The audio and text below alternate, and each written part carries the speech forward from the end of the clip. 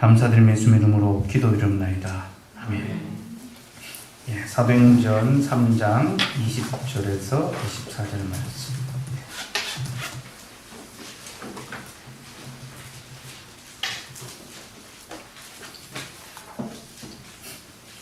예, 20절에서 24절 말씀. 예, 같이 읽읍시다. 시작. 또 주께서 너희를 위하여 예정하신 그리스도 곧 예수를 보내시니 하나님이 영원 전부터 거룩한 선지자들의 입을 통하여 말씀하신 바 만물을 회복하실 때까지는 하늘이 마땅히 그를 받아두리라. 모세가 말하되 주 하나님이 너희를 위하여 너희 형제 가운데서 나 같은 선지자 하나를 세울 것이니 너희가 무엇이든지 그의 모든 말을 들을 것이라. 누구든지 그 선지자의 말을 듣지 아니하는 자는 백성 중에서 멸망을 받으리라 하였고, 또한 사무엘 때부터 이어 말한 모든 선지자도 이때를 가리켜 말하였느니라. 아멘. 모든 성경은 예수 그리스도를 가리킨다 했습니다. 성경은 모래알처럼 흩어져 있는 각 권의 책, 각 권의 이야기가 아니라 진흙처럼 예수 그리스도를 중심으로 단단하게 뭉쳐져 있는 한 덩어리의 이야기입니다. 그런데 그 한 덩어리의 이야기, 한 권의 책을 자기 입맛 따라 마음대로 잘라내버린 이들이 있었죠. 마르시온과 같은 이단들이었죠. 그런 이단들을 향하여 교회는 성경을 불구로 만들어버렸다. 자기 입맛대로 성경을 다 잘라내버렸다. 그렇게 말했죠. 그렇게 마르시온이 성경을 불구로 마음대로 잘라내버렸다면 현대신학은요, 성경 해석을 불구로 만들어버렸습니다. 이 친구가 66권이 아니라 이 66권의 성경을 해석하는 그 방법을 자기 입맛대로 마음대로 다 잘라내버렸습니다. 그래서 성경 해석을 불구로 만들어버렸어요. 그래서 현대신학은요, 성경의 어떤 연속성, 통일성을 인정하지 않습니다. 구약을 볼 때에 신약이 그 해석하는 열쇠고, 신약을 볼 때 그것이 구약이 어떻게 예언됐는지 그 흔적, 그 과정들을 추적하지 않습니다.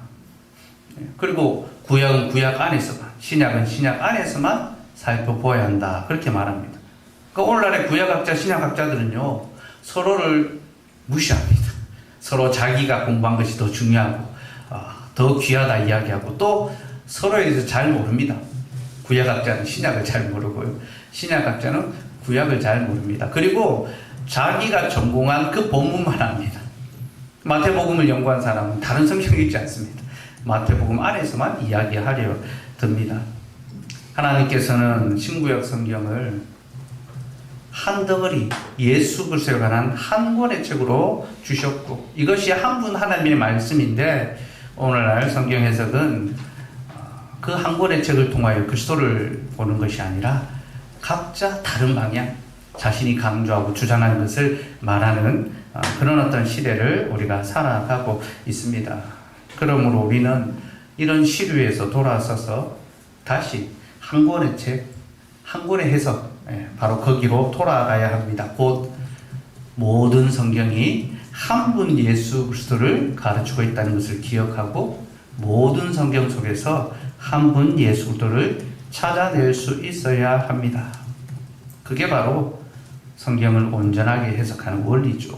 이 성경 해석의 원리는 우리가 주일에도 살펴보았듯이 예수님의 성경 해석법입니다. 그렇죠? 먼저 예수님께서 성경을 그렇게 자기에 관한 말씀으로 풀어주셨고, 사도들이 이것을 배워서 이제 그렇게 교회에 가르쳤습니다. 그래서 사도들이 성경을 그리스도에 관한 말씀으로 우리에게 풀어서 가르쳐 줍니다. 그러니 우리는 사도의 말씀을 받을 뿐만이 아니라 사도의 해석도 받아야 돼요. 사도들이 어떻게 성경을 해석했는지 그 원리를 알고 그것에 흐트러지지 않고 떨어지지 않고 그 해석 방법 역시도 견지해내야 하는 거죠. 오늘 본문이 사도들의 성경 해석에 대해서 우리에게 가르쳐 줍니다. 베드로가 백성들 앞에서 설교합니다. 이 앞의 사건은 성전 미문에서 이제 걷지 못하는 사람, 나면서도 안전뱅이 된 그 사람을 고쳐주고 사람들이 막 몰려듭니다. 그래서 베드로가 거기서 설교하는데요, 그 설교의 내용은 구약 성경을 풀어주고 해석하는 것입니다. 근데 그 내용은 바로 구약이 예수 그리스도를 가르치고 있다. 그 말을 하고 있는 겁니다. 20절에 볼까요? 또 주께서 너희를 위하여 예정하신 그리스도 곧 예수를 보내시리니. 구약이 그렇게 예수 그리스도를 보낼 것이라는 것을 예고하고 있다, 예정하고 있다, 예언하고 있다, 그렇게 이야기했죠. 예. 그리고 22절에 이렇게 말합니다. 모세가 말하되 주 하나님이 너희를 위하여 너희 형제 가운데서 나 같은 선지자 하나를 세울 것이니 너희가 무엇이든지 그의 모든 말을 들을 것이라. 신명기 18장에 예언되어 있는 하나님께서 모세와 같은 선지자 하나를 일으키셔서 이제 자기 백성에게 말씀하실 것에 대해서 예고해 놓았는데, 바로 그 모세와 같은 선지자 하나가 누구라는 겁니까? 예수 그리스도라는 겁니다. 그리고 24절에 보면요, 또한 사무엘 때부터 이어 말한 모든 선지자도 이때를 가리켜 말하였느니라. 베드로가 뭐라 합니까? 구약의 모든 선지자들이 누구를 가리키고 있다는 거예요? 예수 그리스도를 가리키고 있다. 그리스도에서 예언하고 있다는 거죠.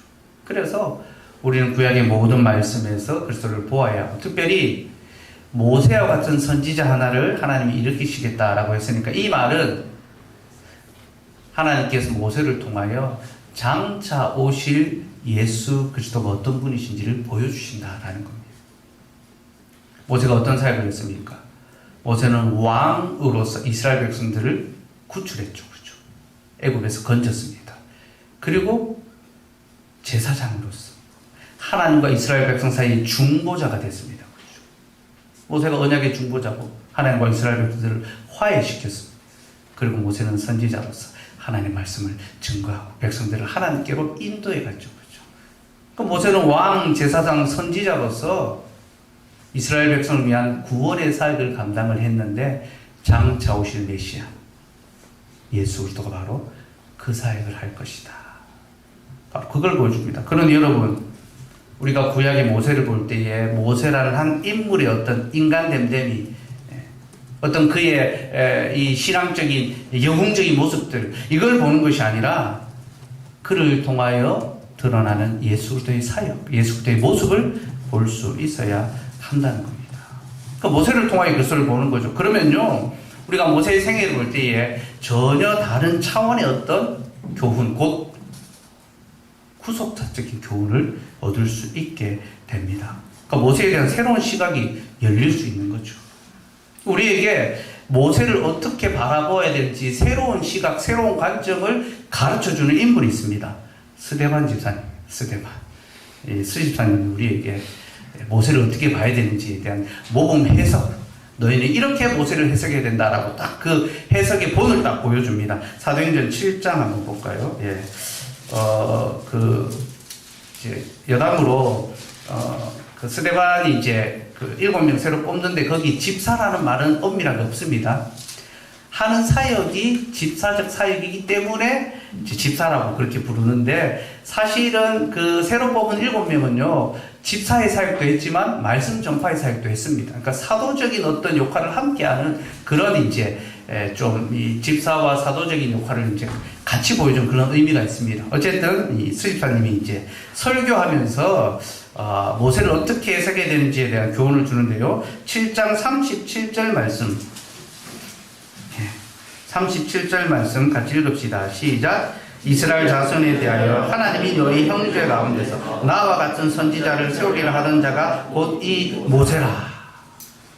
그러니까 모세에게 약속하신 그 말씀이 바로 그리스도를 가리키고 있다라고 스데반도 똑같이 이야기하고 있죠. 그러면서 스데반이 구약 역사 전체를 지금 이스라엘 백성들에게, 이제 그 유대인들에게 이제 설교하고 있습니다. 너희의 역사를 이렇게 그리스도 중심적으로 해석해야 된다. 그 중심 내용이 모세에 관한 것인데요. 20절에서 24절 한번 봅시다.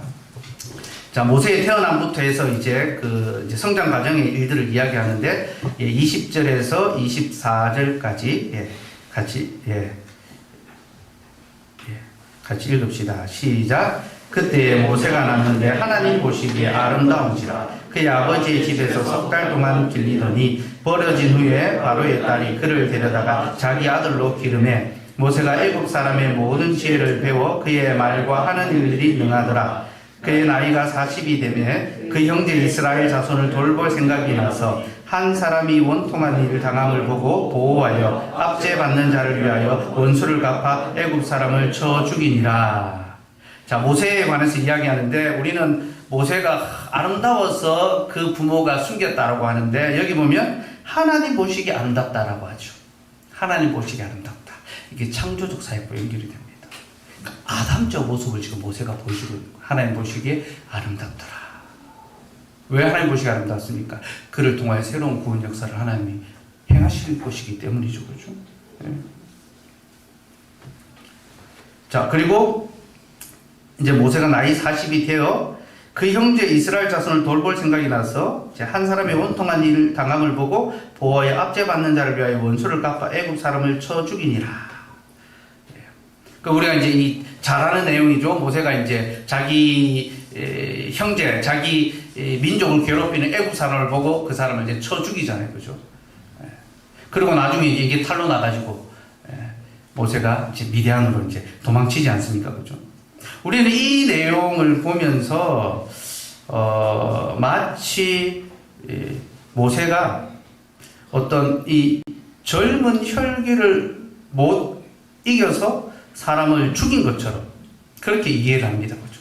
자기 어떤 혈기에 막 이 감정을 컨트롤하지 못해가지고 자기 민족이 이제 막고 있으니까 애국 사람을 쳐 죽인 것처럼. 그래서 모세가 자기 어떤 살인한 것 때문에 도망자 신세가 되는 거. 모세가 이제 지명수배자가 되는 거죠, 그죠?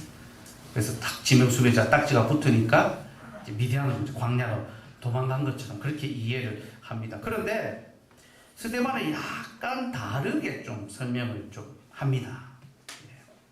23절에 보면요.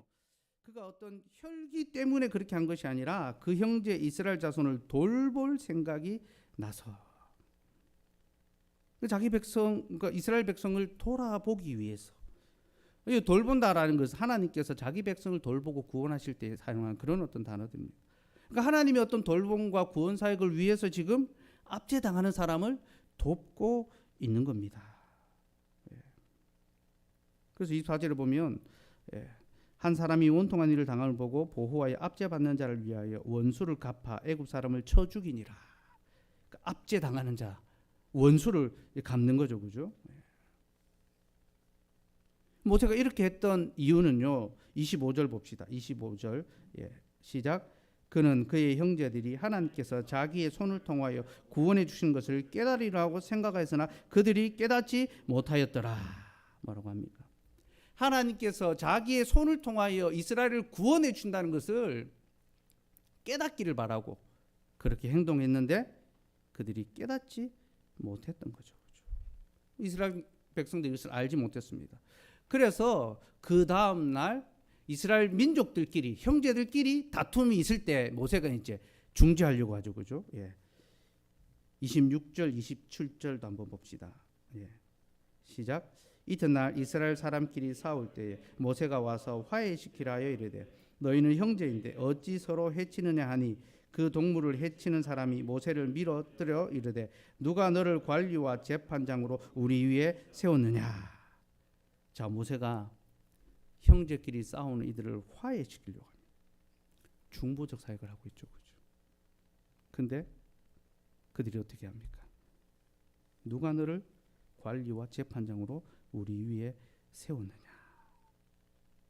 모세의 중보적 사역을 거부하는 거죠. 누가 너를 우리의 관리와 재판장으로 삼았느냐. 관리, 왕. 네가 언제부터 우리를 다스린 자가 됐느냐. 재판장, 중보적 사역. 네가 언제부터 우리의 중보자냐.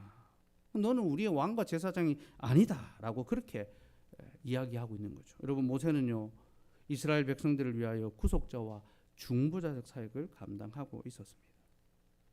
그래서 이스라엘 백성들을 구원하기를 원했고 그들 간의 중보, 화해를 이루기를 원했던 거죠. 그런데 이스라엘 백성들은 모세의 구속자됨을 거부합니다. 백성들이 구속자를 거부하니까 어떻게 됩니까? 구속자가 백성들을 떠납니다. 29절 같이 읽읍시다. 시작. 모세가 이 말 때문에 도주하여 미디안 땅에서 나그나가 되어 거기서 아들 둘을 낳으니라. 이 말 때문에 무슨 말입니까? 누가 너를 관리와 재판장으로 우리 위에 세웠느냐? 너는 우리의 구속자고 우리의 중보자가 아니다. 왕 같은 제사장으로서의 그 사역을 거부한다. 백성들이 구속자를 거부하니까 구속자가 그 백성들을 떠나간 것입니다. 물론 모세가 이제 떠나갈 때에 애굽 사람을 죽인 것에 대한 두려움이 인간적으로 있었을 겁니다. 바로가 그를 잡으려고 하니까 그런 두려움도 일정 부분 있었을 것입니다. 하지만 여러분, 우리는 이 일을 하나님의 섭리적 관점에서 보아야 합니다. 곧 하나님께서는요, 모세를 이스라엘의 구속자로 세우셨는데 그들이 그 구속자를 받아들이지 않으므로 하나님이 그를 떠나게 만드셨습니다. 왜냐하면요, 하나님이 40년 뒤에 출애굽을 일으키면서 애굽의 모든 신들을 벌하고 바로를 심판하시잖아요. 40년 전에는 안 됩니까? 모세가 자기 이 형제를 위하여 구원의 사역을 딱 하려고 할 그 40년 전에 시간을 40년으로 거슬러 올라가면 그때는 안 됩니까? 그때는 안 되는데 왜 나중은 됩니까? 그때도 할 수 있죠, 하나님께서는. 하나님께서는 그 일을 능히 하실 수 있습니다. 그런데 자기 백성이 그 구속자를 받아들이지 않았기 때문에 하나님께서는 구원의 시간표를 늦추신 겁니다. 그 구원의 시간을 늦추는 과정을 통하여 그들이 무엇을 느낍니까? 구속자가 없음으로 말미암아 자신의 비참함을 겪는 거죠. 모세가 떠나고 나니까 이스라엘 백성들의 형편이 어떻습니까? 더욱 비참하고 괴롭고 고통스러웠습니다. 불순종의 대가를 치르는 거죠, 그렇죠? 그러니까 구속자가 떠나면 우리의 삶은 더 비참하고 괴로울 수밖에 없다는 것을 깨닫게 되는 겁니다. 칼빈이 제네바에서 개혁을 했는데 그 개혁이 거부당하고 쫓겨나잖아요. 칼빈이 쫓겨나고 난 다음에 제네바시가 엉망진창이 됩니다. 완전 무정부 상태의 무질서의 어떤 신앙의 모든 것들이 뒤로 물러갑니다. 그래서 다시 칼빈을 청빙합니다. 와서 우리를 가르쳐주고 치리해달라. 말씀의 사역이 우리를 불편하게 하고 우리를 힘들게 하는 것처럼 느끼죠. 말씀을 떠나면요, 우리의 삶은 더욱더 비참해지고 아주 초라해집니다. 그렇게 이스라엘 백성들이 괴로워하고 고통하니까 하나님 어떻게 하십니까? 다시 그들에게 구속자를 보내시죠. 모세를 다시 보내십니다. 34절 한번 봅시다. 34절. 읽읍시다. 시작. 내 백성이 애굽에서 괴로움 받음을 내가 확실히 보고 그 탄식하는 소리를 듣고 그들을 구원하려고 내려왔노니 이제 내가 너를 애굽으로 보내리라 하시니라. 하나님께서 그들의 그 고통과 괴로움과 탄식을 보고 이제는 정말 하나님의 구원을 바랄 수밖에 없는 거죠. 그 구속자를 다시 보내주신대요. 35절에 보면 그들의 말이 누가 너를 관리와 재판장으로 세웠느냐 하며 거절하던 그 모세를, 누가 너를 우리의 관리요 재판장으로 삼았느냐 거절하던 그 모세를 다시 보냅니다. 그죠? 그러니까 모세가 그 하나님의 어떤 가라는 부름을 받을 때 많이 주저하잖아요, 그죠? 내가 누구기에 막 이제 하는데 그게 바로가 무서워서라기보다는요, 이스라엘 백성들이 자신의 구속자됨 그 구원 사역을 거부했기 때문에 이 경험이 있는 거예요. 그래서 하나님의 어떤 증포와 확인을 더욱 더 이제 바라게 되는 거거든요. 하나님께서 모세를 다시 그들의 구속자로 보내주십니다. 그래서 출애굽의 놀라운 구원 사역을 이루죠, 그죠? 근데 여러분, 그 후에 그들이 모세를 계속 잘 따르고 순종했습니까?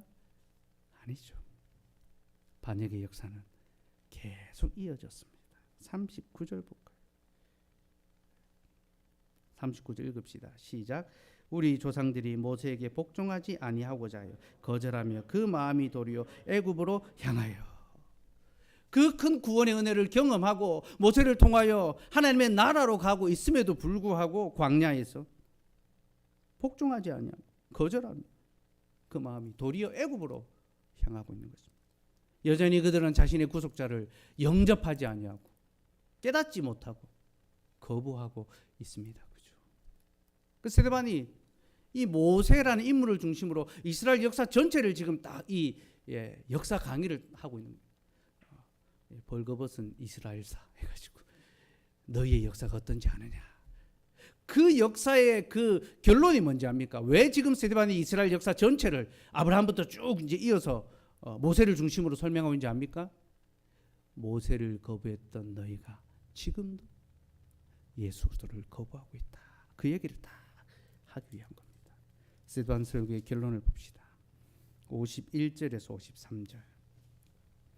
51절에서 53절. 예. 같이 읽읍시다. 시작. 목이 곱고 마음과 귀에 할례를 받지 못한 사람들아, 너희도 너희 조상과 같이 항상 성령을 거스르는도다.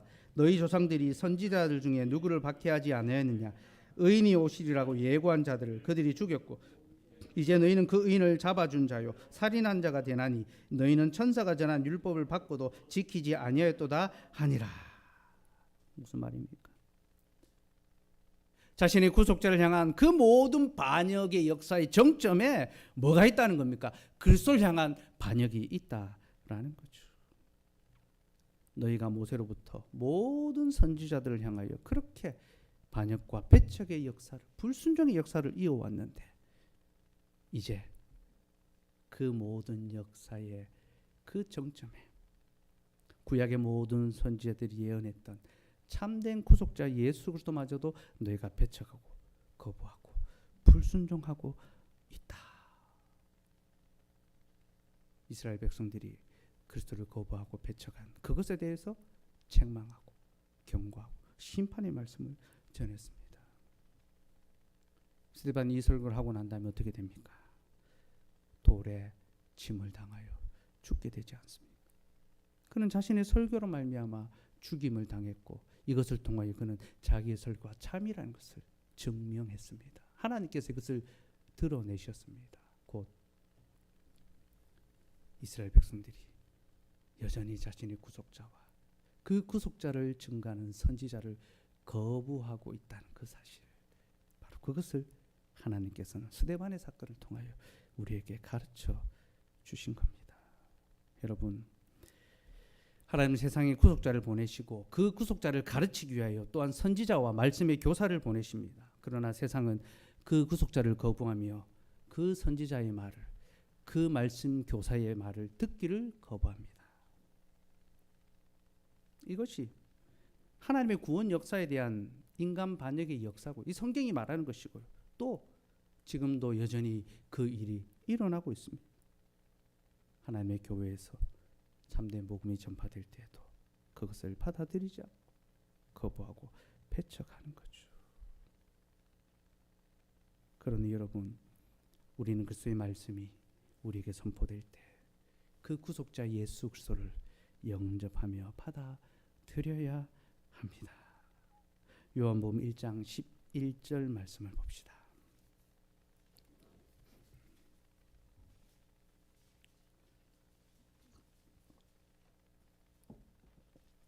10절 11절 같이 읽읍시다. 시작.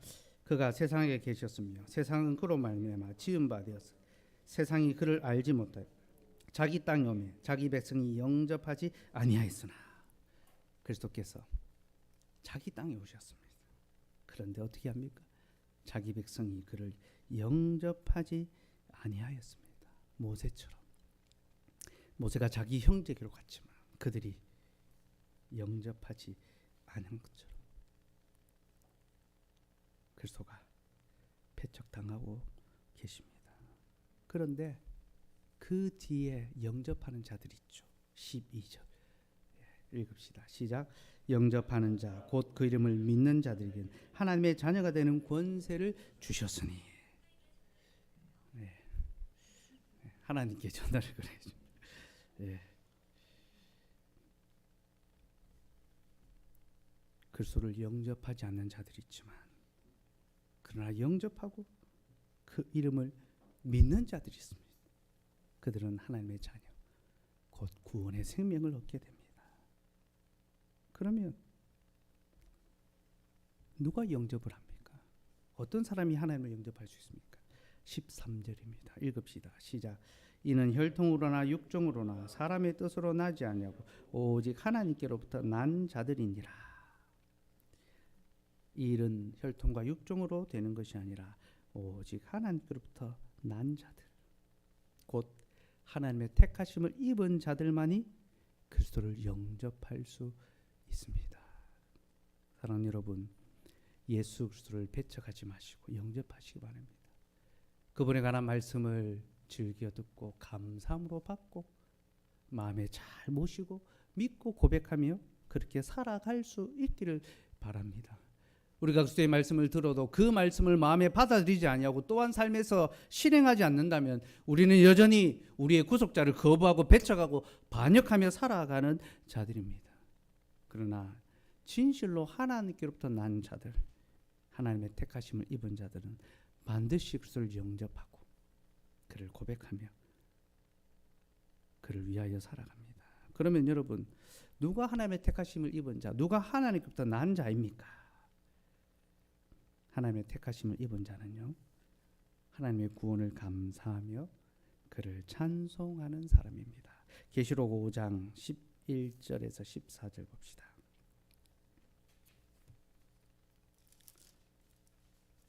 계시록 5장 11절에서 14절.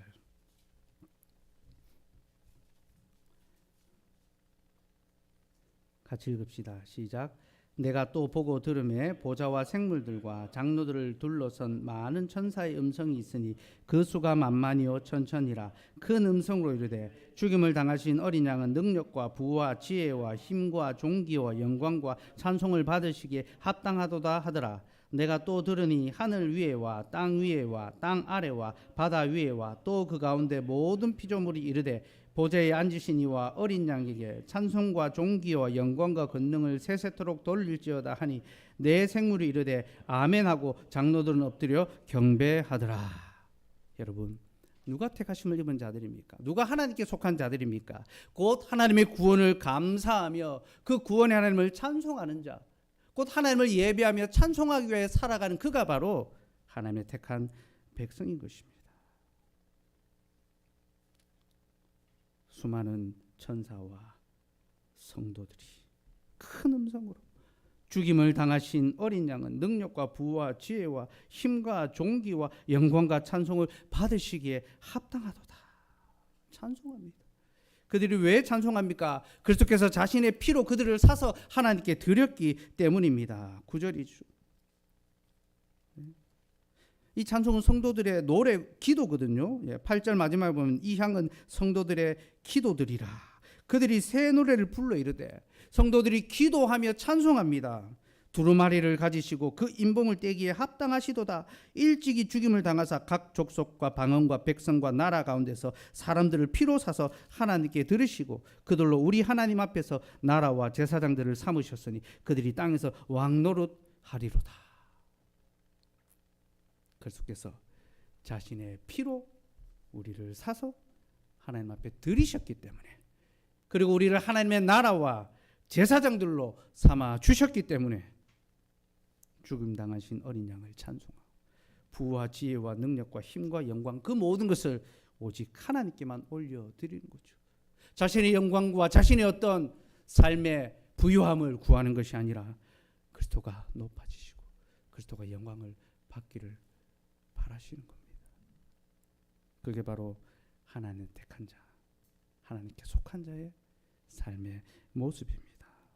그는 진정으로 자신의 구원을 감사하며 하나님께 찬송합니다. 근데 여러분, 이렇게 감사와 찬송을 하기 위하여 먼저 필요한 것이 있습니다. 우리에게 꼭 필요한 것이 있습니다. 바로 순결함과 거룩함과 정직함의 삶입니다. 14장 3절에서 5절 봅시다. 계시록 14장 3절에서 5절. 14만 4천, 신천지가 말하는 그 14만 4천 아닙니다. 하나님 나라의 그 택한 백성의 모든 숫자 12 곱하기 14의 천이거든요. 12지파 구약과 신약의 12사도, 하나님의 그 택하신 모든 자들의 그 성도들이, 구원받은 성도들이 하나님께 찬송하는데요. 그 찬송을 부르는 자들의 모습이 이렇습니다. 3절에서 5절 읽읍시다. 시작. 그들이 보좌 앞과 내 생물과 장로들 앞에서 새 노래를 부르니 땅에서 속량함을 받은 14만 4천 밖에는 능히 이 노래를 배울 자가 없더라. 이 사람들은 여자와 더불어 더럽히지 아니하고 순결한 자라. 어린 양이 어디로 인도하든지 따라가는 자며 사람 가운데서 속량함을 받아 처음 익은 열매로 하나님과 어린 양이 속한 자들이니 그 입에는 거짓말이 없고 흠이 없는 자들이라. 이 노래를 배우고 부를 자 누굽니까? 곧 여자와 더불어 더럽히지 아니하고 세상과 더불어 더럽히지 아니하는 거죠. 순결한 자, 세속에 물들지 아니하고 자기를 지키는 자입니다. 어린 양이 어디로 인도하든지 따라가는 자, 어린 양을 따라 순종하며 그 말씀을 따라 순종하는 자. 그 입에는 거짓말이 없고 흠이 없는 자들이로라. 세상에 물들지 아니하고 어린 양 그리스도께서 어디로 인도하시든지 순종하며 따라가고 거짓이 없이 순결한 삶, 정결한 삶을 살아가는 그들이 바로 하나님을 찬송할 수 있습니다. 하나님의 찬송을 배우고 부를 수가 있습니다. 그리고 신자에게는요, 많은 고난이 있는데 고난을 견디고 인내하고 믿음을 지키는 자가 찬송할 수 있습니다. 찬송이라는 것은 승리의 노래거든요. 고난을 견디고 이긴 자만이 그 승리의 찬송을 부를 수 있습니다. 11절 12절 봅시다. 11절 12절. 자, 14만 4천 명이 어떤 자들인지 나옵니다. 읽읍시다. 시작. 그 고난의 연기가 세세토록 올라가리로다. 짐승과 그의 우상에게 경배하고 그의 이름표를 받는 자는 누구든지 밤낮 쉼을 얻지 못하리라 하더라. 성도들의 인내가 여기 있나니 그들은 하나님의 계명과 예수에 대한 믿음을 지키는 자니라. 고난이 극심할 때에 쉼없이 밤낮 쉼없이 고난이 이어질 때 성도들의 인내가 여기 있나니 그들은 하나님의 계명과 예수에 대한 믿음을 지키는 자니라. 인내가 무엇입니까? 하나님의 계명과 예수에 대한 믿음을 지키는 것. 그게 인내죠. 제가 기도의 시작 전에 밀로아 선교사님 이야기했지 않습니까? 복음을 위하여 자기의 삶을 들여서 20대 여기 거의 대부분이 밀로아 선교사님보다 더 나이가 많아요. 그렇게 조선이라는 나라에 왔는데 하나님께서 자신의 아이 둘과 사랑하는 아내마저 데려가셨잖아요. 그런 어떤 인간적인 그 비참함과 그 슬픔의 그 절정 속에서 그가 무엇합니까? 인내합니다.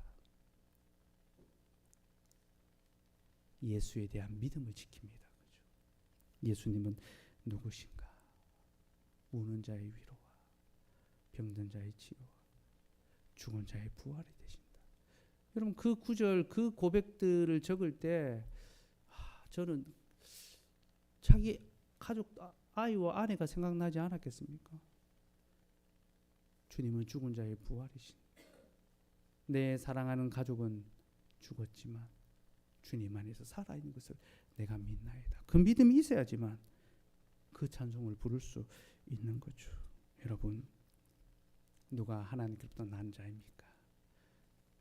이 땅을 살아가며 어떠한 고난과 또 핍박 속에서 손해 속에서도 오직 그리스도를 향한 그 신앙의 믿음을 지키고 찬송하는 자, 그가 바로 하나님께 속한 또 그리스도를 영접한 구원의 백성이라는 사실 우리가 명심하면 좋겠습니다. 예, 우리 같이 찬송합시다.